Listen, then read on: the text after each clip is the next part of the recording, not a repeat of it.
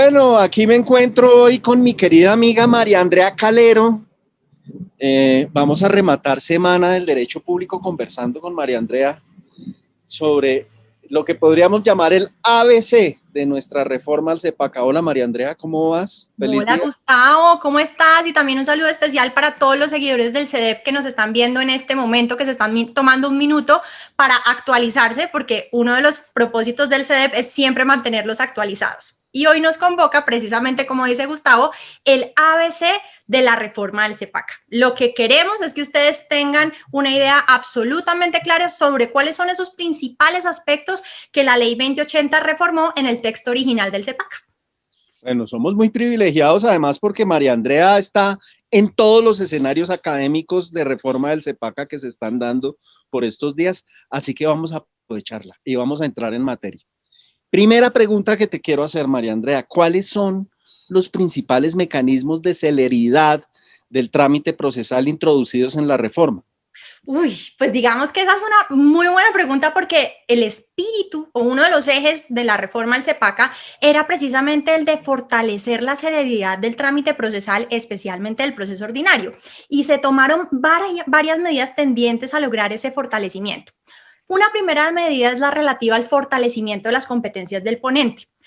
Me refiero al fortalecimiento de las competencias del magistrado ponente precisamente porque en la jurisdicción de lo contencioso administrativo tenemos jueces unipersonales, el caso de los jueces administrativos, y también muy fuertes jueces colegiados a nivel de tribunal administrativo y del propio Consejo de Estado.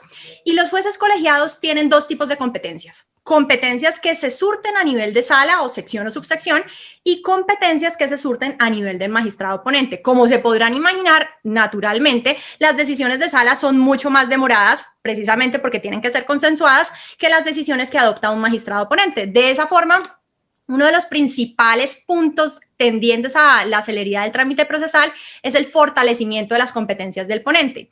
Así las cosas, la reforma de la ley 2080 modifica la versión original del 125 del CEPACA, que es la norma que nos indica cuáles son esas competencias del ponente y cuáles son esas competencias de la sala para darle privilegio a las competencias del ponente y en ese sentido darle mayor ámbito de aplicación. Ese sería como un primer aspecto. Otro segundo aspecto creería yo que lo podemos encontrar en modificaciones puntuales que se hicieron al régimen de impedimentos y recusaciones. Estamos acostumbrados, sobre todo a nivel también de jueces colegiados, tribunales y el propio Consejo de Estado, que la figura del conjuez es una figura importante para suplir o para integrar la sala o tener ese quórum cuando nos enfrentamos a un impedimento o una recusación que tiene como consecuencia la exclusión o la remoción de un magistrado específico a la hora de tomar una decisión para un caso concreto. El nuevo régimen que propone la ley 2080 trae consigo una medida que le da celeridad porque antes de pensar en los conjueces, está pensando en los magistrados que integran otras salas o secciones de esa misma colegiatura. En ese sentido, cuando un magistrado se declara impedido y su impedimento sea aceptado, la idea, por supuesto, es que se separe del conocimiento del asunto, pero lo va a reemplazar ya no un conjuez, sino un magistrado que esté disponible y pues obviamente él también tendrá su propio régimen de impedimentos y recusaciones, pero lo va a suplir otro magistrado disponible de otra sección o subsección, según el caso, lo que sin duda también le va a dar una celeridad importante en esta materia. Tercer aspecto sobre este primer tema del que estamos hablando es el relativo a unos cambios puntuales en materia de conflictos de competencia. Al Consejo de Estado le corresponde resolver los conflictos de competencia que se presenten frente a las autoridades de distinto distrito judicial. Pueden ser distintos tribunales o un tribunal y un juez administrativo de otro distrito judicial. Mientras que a los tribunales administrativos les corresponde resolver esos conflictos de competencia frente a jueces de su propio distrito. Para unos y para otros, a la hora de resolver esos conflictos de competencia, la ley 2080 ha creado una regla que le da celeridad al trámite. Y es que ahora, en adelante, los conflictos de competencia se van a resolver por un magistrado ponente, bien del Consejo de Estado o bien de los tribunales administrativos, según sea el caso. Adicionalmente, tenemos unas novedades en materia de la audiencia inicial. Dos especialmente sobre el punto, y es que como ustedes saben, en la audiencia inicial vamos a tener un escenario para la conciliación. Es uno de los puntos más importantes que se surte al interior de toda audiencia inicial.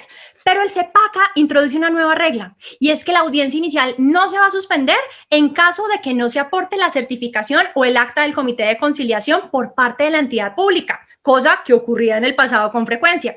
Y adicionalmente, la nueva ley 2080 que modifica sobre el punto del artículo 180 original del CEPACA nos dice que las audiencias relativas a los procesos en donde exista similaridad o conexidad sobre el asunto de fondo van a poder tramitarse de manera concomitante y bueno, adicionalmente, Gustavo, tenemos otra novedad de celeridad en el trámite y es que se modifica la segunda instancia. Los trámites de segunda instancia, según la versión original del CEPACA, podían surtirse tanto en oralidad como en escrituralidad.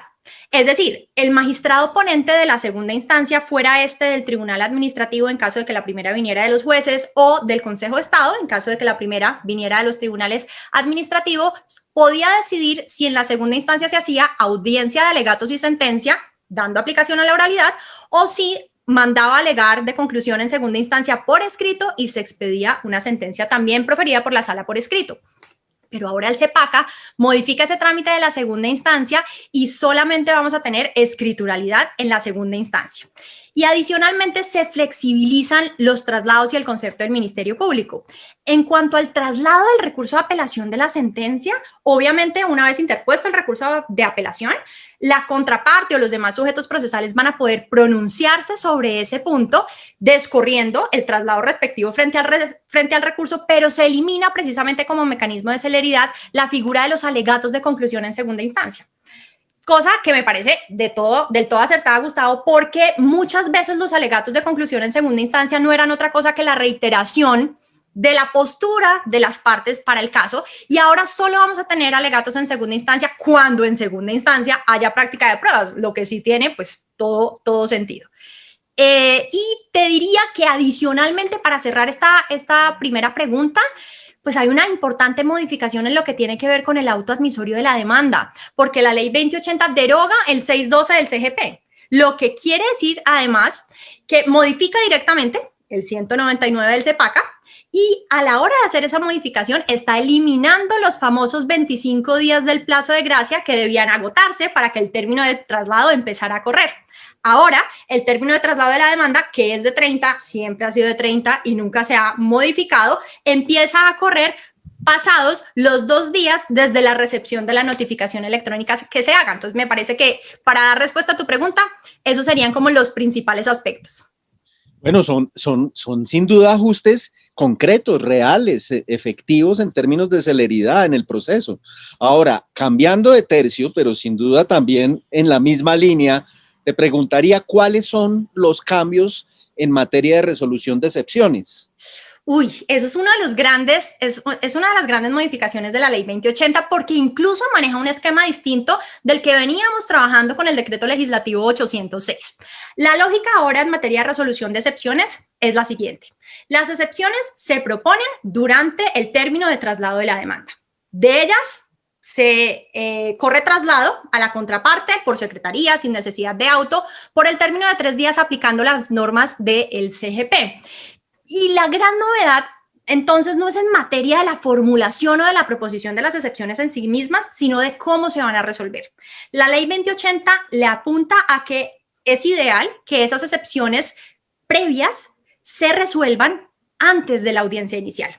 Pero a veces, pues, no es posible resolver excepciones previas antes de la audiencia inicial porque puede ocurrir que necesites practicar una prueba para poder tomar la decisión en relación con esa excepción previa. En ese evento, la lógica es la siguiente. Si se puede resolver antes de la audiencia inicial, así se va a hacer mediante auto.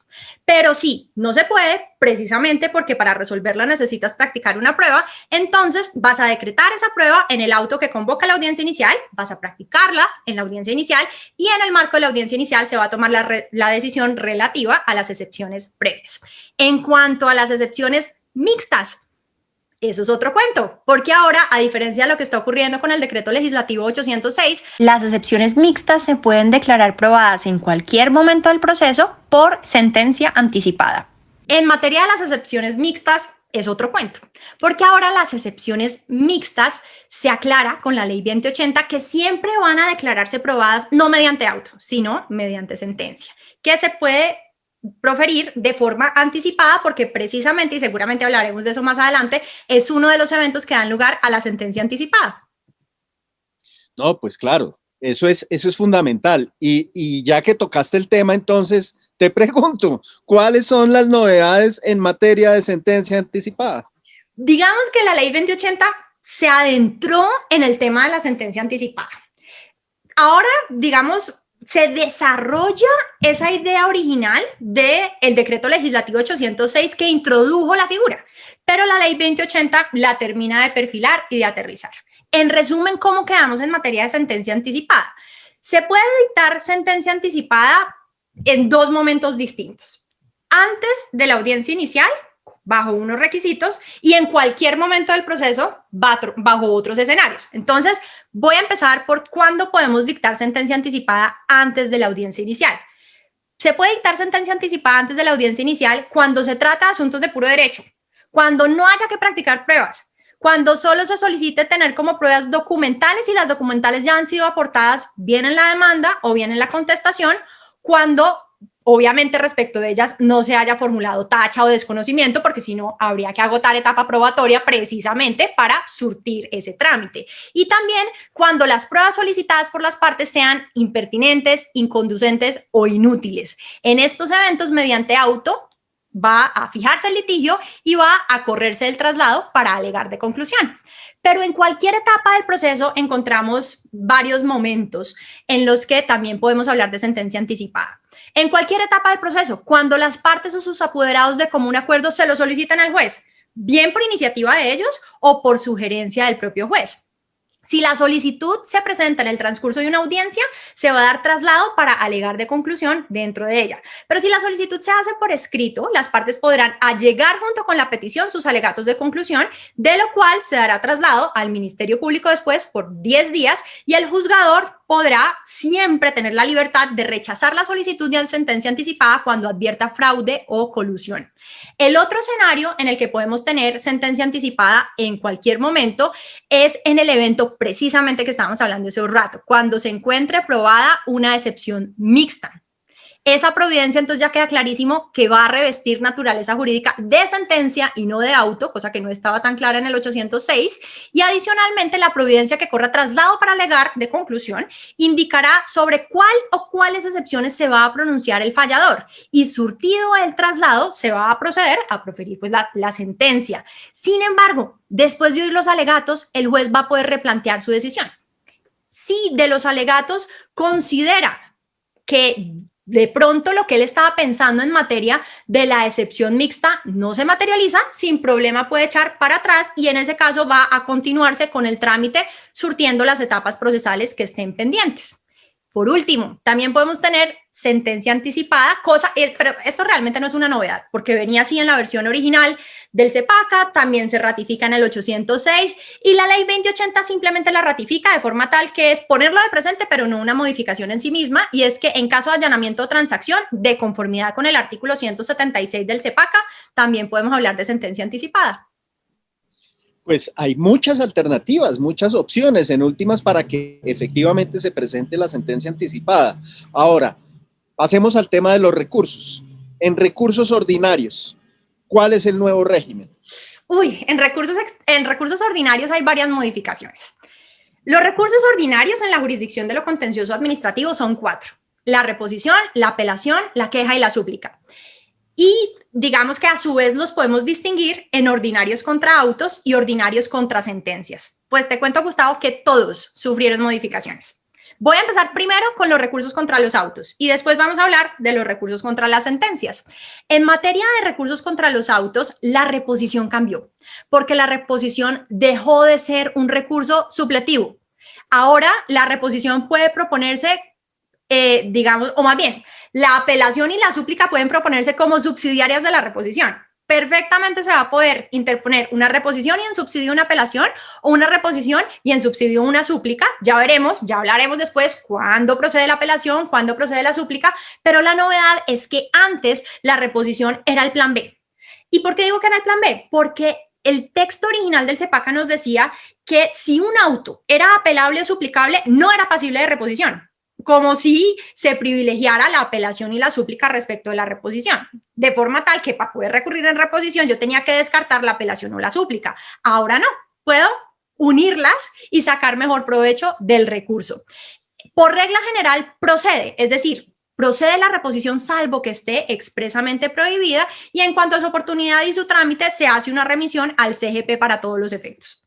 En materia de apelación de autos también vamos a encontrar varias diferencias.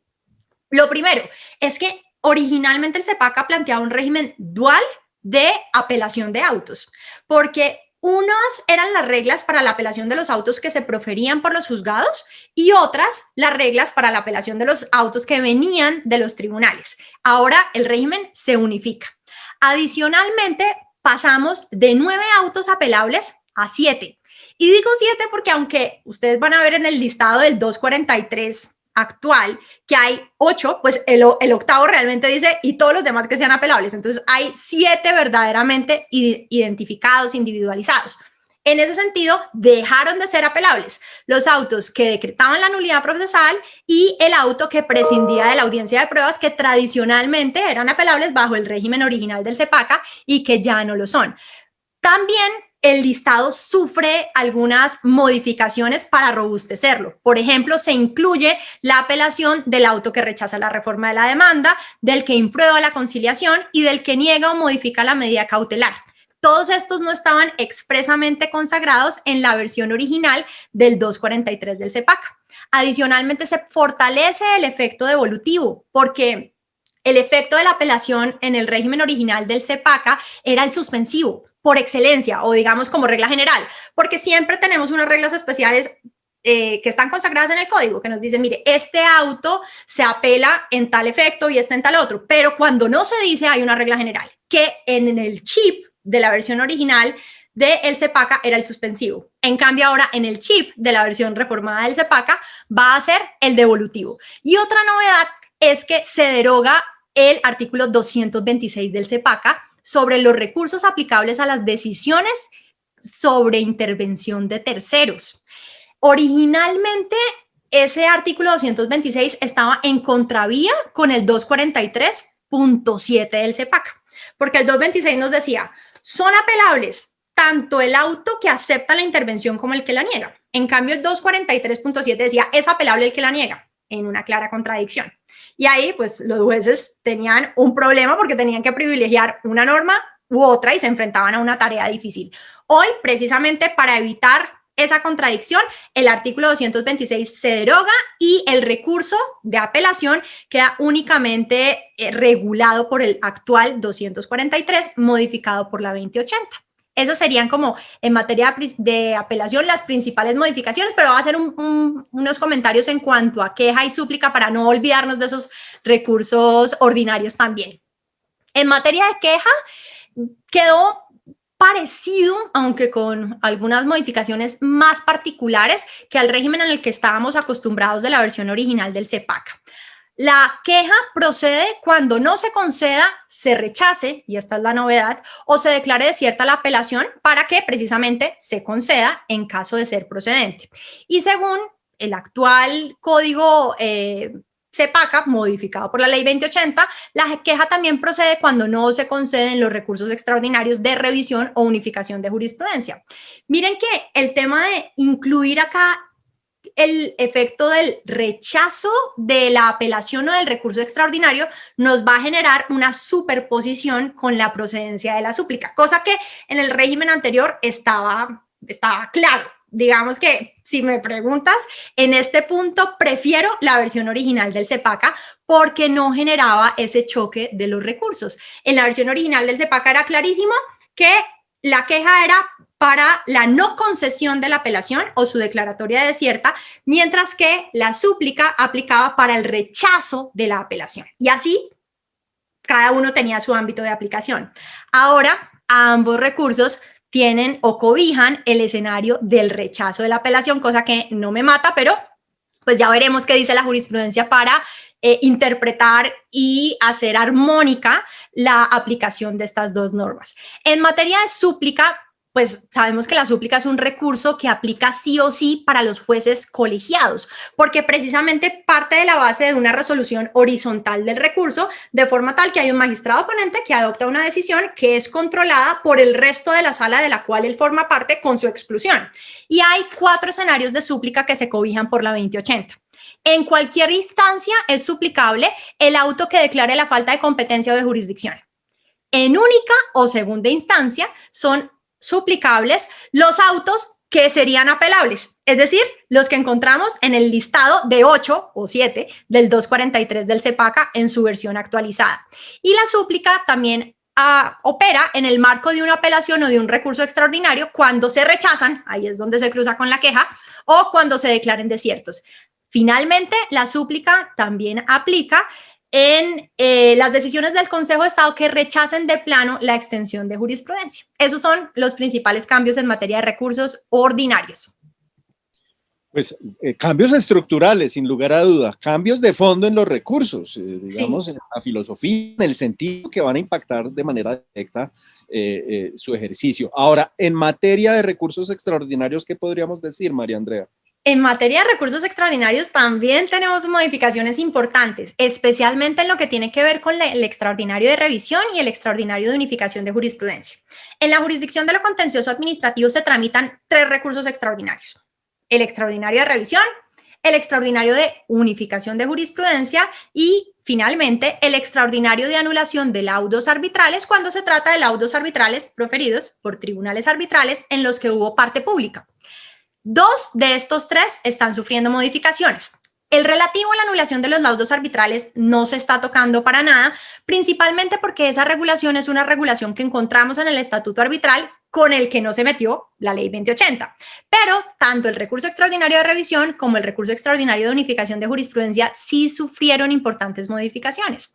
En materia del extraordinario de revisión, te voy a decir las 5 cosas principales. Se regularon los eventos que dan lugar al rechazo del recurso extraordinario de revisión. Se aclaró que en el marco del recurso extraordinario de revisión no hay la posibilidad de proponer excepciones ni tampoco la posibilidad de reformar el recurso. Se aclaró que no hay lugar a la suspensión de la sentencia objeto del recurso extraordinario de revisión. Se fijaron las reglas para proferir la sentencia de reemplazo. Todos sabemos que cuando el extraordinario de revisión prospera, pues el asunto no se queda ahí, porque nada ganamos con la prosperidad del recurso, pero ¿y entonces qué pasa con la controversia objeto de solución? Pues para esos efectos hay que dictar una sentencia de reemplazo. Y en el régimen original del CEPACA no era claro quién la dictaba. Ahora ya tenemos una regulación detallada sobre cuándo le corresponde al juez de la revisión extraordinaria dictar la sentencia de sustitución y cuándo le corresponde al juez original dictar la sentencia de sustitución. Y también en materia de revisión se aclara que hay condena en costas y perjuicios para el recurrente vencido. En el extraordinario de unificación de jurisprudencia también encontramos varias modificaciones importantes. Primero, se aclaró por fin que el recurso extraordinario de unificación de jurisprudencia aplica para sentencias CCA y CEPACA, y no solo para sentencias CEPACA. Adicionalmente, se eliminaron los topes aplicables al recurso extraordinario de unificación de jurisprudencia relativos a los casos pensionales y laborales. Y se amplió el término de la interposición, que cobija ahora también la sustitución. Antes la interposición era de 5 y ahora tenemos 10 días para hacer ambas cosas, interponer y sustentar. Esos te diría que son los principales cambios en materia de recursos extraordinarios. Pues bueno, hemos quedado absolutamente actualizados en los principales asuntos de nuestra reforma al CEPACA, María Andrea. Muchas gracias. No. La invitación a todos a revisar y revisar y revisar este ABC tan útil que nos ha compartido María Andrea el día de hoy, a revisar los videos de nuestros 2 conversatorios sobre unificación de jurisprudencia y modificación en la función consultiva del Consejo de Estado y quedamos actualizados. Muchas gracias, María Andrea. Gracias a ti, nos vemos en otra oportunidad. Vale, mil gracias.